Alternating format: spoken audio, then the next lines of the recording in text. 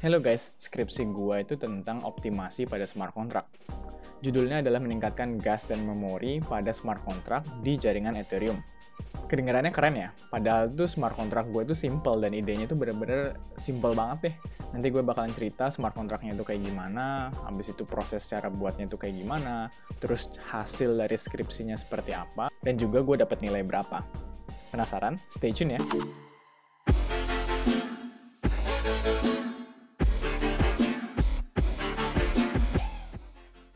Buat kalian yang pertama kali melihat channel ini, perkenalin nama gue Jonas Sunandar.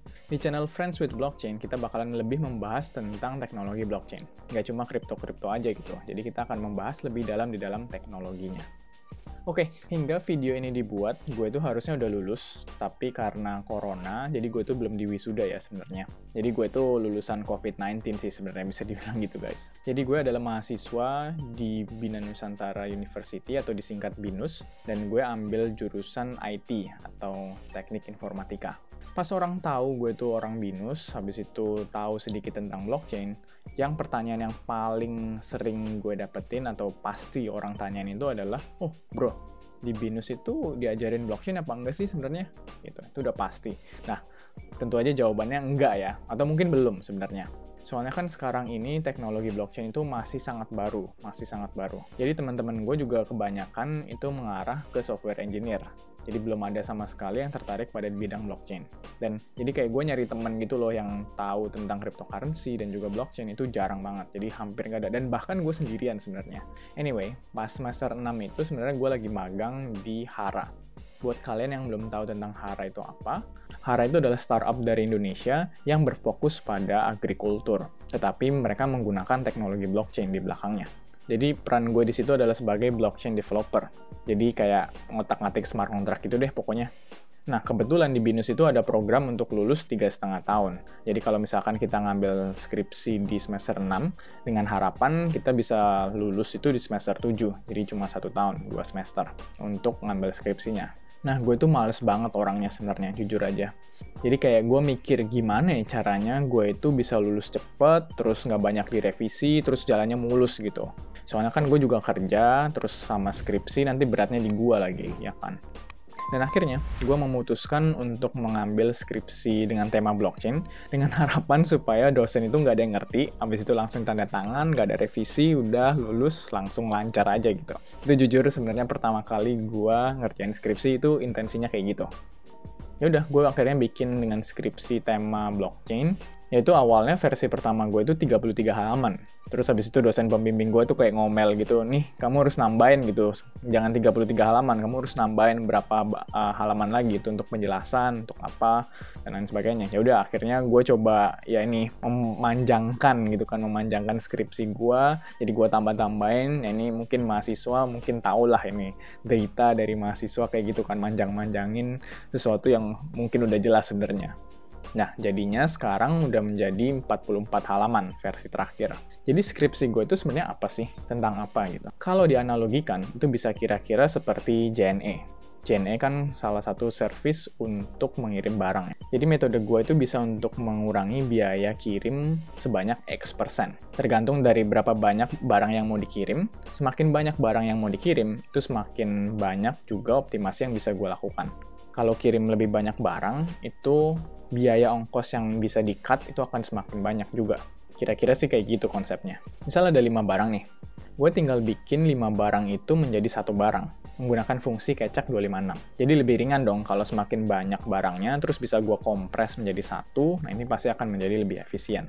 Sumpah, sebenarnya cuma kayak gitu skripsi gue. Jadi di dalam prototype gue, itu gue bikin semacam form review simple, yang biasa kita isi di internet. Itu contohnya ada nama, email, alamat, dan juga komentar. Input-input atau data yang ada di form ini sebenarnya bisa direpresentasikan sebagai barang yang tadi gue jelasin. Jadi kita akan kompres mereka menjadi satu value dari 5 value tadi, kemudian nanti akan disimpan bersama dengan komentar. Mungkin gue akan masuk ke agak teknis nih ya. Jadi sebenarnya apa sih yang gue buat ini, dan penerapannya itu di mana? Kalian pernah tahu tentang EIP nggak? Atau EIP? EIP itu adalah kependekan dari Ethereum Improvement Protocol. Bisa dibilang, EIP itu adalah proposal yang disampaikan oleh komunitas untuk diterapkan di dalam Ethereum Network. Atau bisa juga proposal untuk standarisasi smart contract. Pada EIP, harus ada sisi teknis yang cukup detail dari fitur yang ingin dibuat, logik rasional di belakangnya, dan lain sebagainya. Nah, sebenarnya skripsi gua adalah untuk mengoptimasi EIP 780. Bisa dilihat di GitHub-nya Ethereum tentang EIP 780. EIP 780 adalah Ethereum Claims Registry, atau ECR. Intinya adalah mewujudkan claim system di dalam blockchain. Tetapi sebenarnya scope dari project-nya bisa menjadi lebih luas ya. Bisa menjadi seperti rating review di dalam blockchain untuk mereview smart contract atau bahkan akun pada blockchain. Jadi optimasi yang gue buat itu untuk mengoptimasi EIP 780 ini. Yang gue optimasi sebenarnya adalah gas-nya. Gas pada Ethereum itu sebenarnya untuk merepresentasikan seberapa kompleks sebuah transaksi. Semakin kompleks transaksinya, maka gasnya pasti akan semakin berat atau semakin besar. Tentu aja kalau gasnya semakin banyak diperlukan, transaction fee atau biaya kirimnya pasti lebih banyak. Jadi kira-kira sebagus apa sih optimasi yang gue punya atau metode yang gue bikin ini? Kita coba langsung lihat aja ya tabel komparasi percobaannya. Bisa dicek hasil optimasinya adalah 108 gas atau 0,43% untuk 3 parameter, 235 gas atau 0,92% untuk 4 parameter, dan 5 parameter bisa menghemat 362 gas atau sekitar 1,39%. Jadi gue bikin 3 komparasi supaya nanti dosen itu bisa ngeliat, oh ternyata semakin banyak parameter yang dimasukkan atau semakin banyak barang yang kita miliki dan kita jadikan satu, itu semakin kelihatan optimasi yang gue punya atau yang gue bikin. Kelihatannya dikit ya, alah bro cuma 1,3%, itu mah kecil banget gitu kan. Tapi sebenarnya kalau kita bandingin ya, effort yang gue kerjain atau developer yang mengimplementasikan ide gue ini itu sebenarnya cukup worth it loh, atau cukup lumayan loh untuk mendapatkan 1,3% optimasi. Kenapa? Soalnya gue cuma nerapin satu line of code, yaitu gue menggunakan Keccak 256.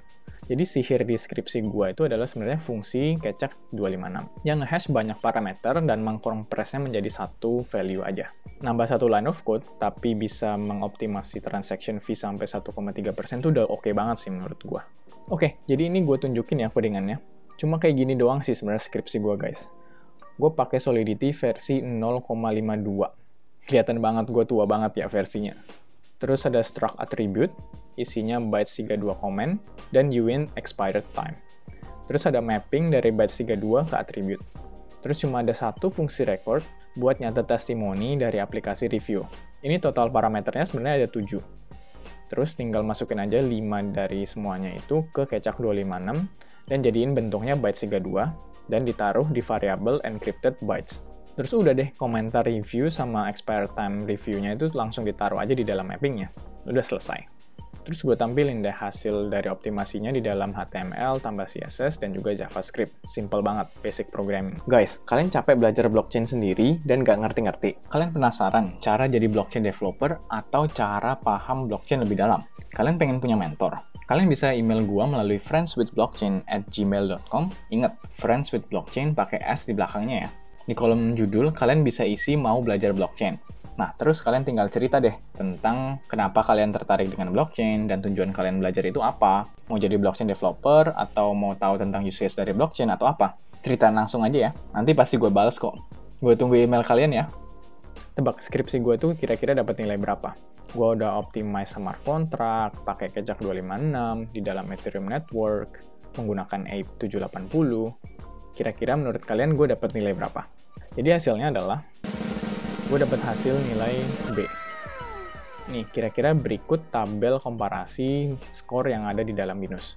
Jadi grade B itu berkisar nilainya 75-79 dan weight-nya itu 3 dari 4. Menurut kalian gimana? Skripsi gue itu termasuk nilainya jelek atau enggak? Komentar di bawah ya. Gue sebenarnya kepikiran untuk mengupload skripsi gue ini ke dalam IPFS. Nanti gue akan kasih linknya di bawah juga ya, atau hashnya di bawah juga. IPFS itu adalah peer-to-peer network untuk kita bisa menyimpan dan melakukan sharing data kepada setiap orang yang menggunakan distributed system juga.